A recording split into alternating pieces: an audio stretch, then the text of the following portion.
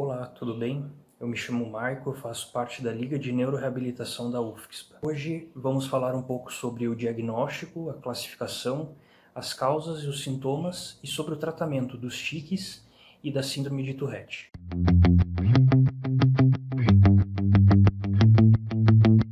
Os tiques são movimentos involuntários, rápidos e sem propósito, repetitivos e não rítmicos, ou palavras ou sons involuntários, abruptos e frequentemente eles se repetem. Eles podem ser suprimidos, mas apenas por um curto período e somente com esforço consciente da pessoa. Já a síndrome de Tourette, ela é diagnosticada quando as pessoas têm tanto um tique motor e vocal por mais de um ano. A gravidade do tique ela pode variar amplamente. Uma em cada 5 crianças tem algum tipo de tique por um período de tempo. Muitos são leves e frequentemente não são reconhecidos como um distúrbio nem pelos pais nem pelos médicos. Já a síndrome de Tourette, ela é um distúrbio de tique mais grave e ocorre em menos de uma em cada 100 crianças. E os meninos têm 3 vezes mais propensão de ter tiques que as meninas. O tique começa antes dos 18 anos de idade, normalmente entre os 4 e os 6 anos, e ele aumenta em gravidade e atinge seu pico ao redor dos 10 a 12 anos, e diminuindo durante a adolescência. A maioria acaba desaparecendo. Contudo, os tiques persistem até a idade adulta em aproximadamente 1% das crianças. A criança com tiques ela pode ter outros distúrbios, como TDAH, toque e transtorno de ansiedade, e também problemas na aprendizagem. Estes distúrbios, frequentemente, eles interferem mais com o desenvolvimento e o bem-estar das crianças do que os tiques.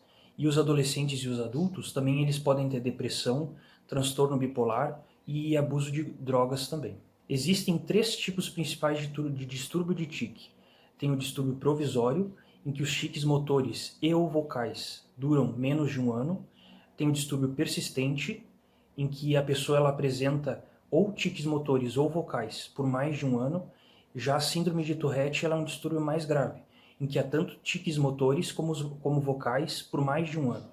Normalmente as crianças elas começam com um distúrbio de tique temporário e às vezes acabam desenvolvendo o distúrbio do tique persistente ou até mesmo a síndrome de Tourette. A causa dos distúrbios de tique é ainda desconhecida, mas os distúrbios frequentemente eles ocorrem em famílias, né? Assim, os médicos acreditam que a hereditariedade seja um fator bem importante.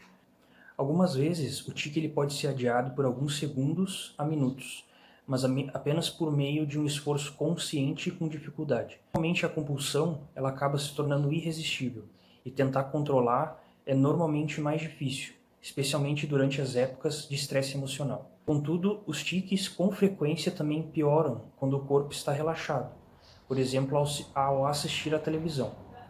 Então, chamar atenção para um tique, principalmente em crianças, pode piorar esses sintomas. Normalmente, eles não ocorrem durante o sono. Eles raramente interferem com a coordenação da pessoa. E eles podem melhorar quando as pessoas estão se concentrando em uma tarefa, como atividades escolares ou de trabalho, ou quando as pessoas estão em um local desconhecido, que elas estão explorando aquele lugar. As pessoas que têm aqueles sintomas mais graves, particularmente com a síndrome de Tourette, elas podem ter dificuldades funcionais e sentir bastante ansiedade em situações sociais. Esses tiques eles tendem a ser parecidos em um determinado momento, mas eles podem variar tanto quanto o tipo, a intensidade e a frequência ao longo do tempo. Algumas vezes, eles começam de maneira bem súbita e drástica. Eles podem ocorrer várias vezes por hora, depois quase desaparecer por muitos meses. Então, assim, a sintomatologia ela pode ser muito variada também. O diagnóstico precoce de um distúrbio de tique ajuda os pais a entender que os movimentos ou que aquelas palavras que seus filhos estão tendo ou falando não são intencionais e que os castigos eles não podem fazer eles pararem isso. Ao contrário, pode até fazer com que piore esses sintomas. Então, para diferenciar a síndrome de Tourette de outros distúrbios de tique, o médico precisa avaliar a criança conforme ao longo do tempo, um tempo específico, para que eles possam definir realmente qual é o diagnóstico certo. Os médicos também verificam se as crianças elas têm distúrbios que frequentemente acompanham os tiques, como TDAH e transtorno obsessivo compulsivo. É muito importante no tratamento a tranquilização e o apoio à criança. Uma forma de tratamento é a ICAT, que é a Intervenção Comportamental Abrangente para Tiques, que pode ajudar algumas crianças a lidar com essa condição.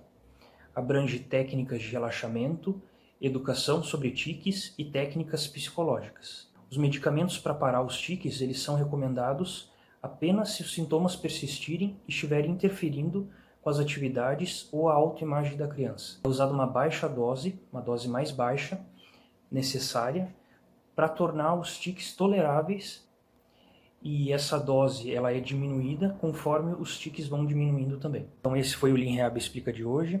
Se você gostou, deixe sua curtida, deixe um comentário, compartilhe com os amigos também para conhecerem mais sobre os tiques e a síndrome de Tourette.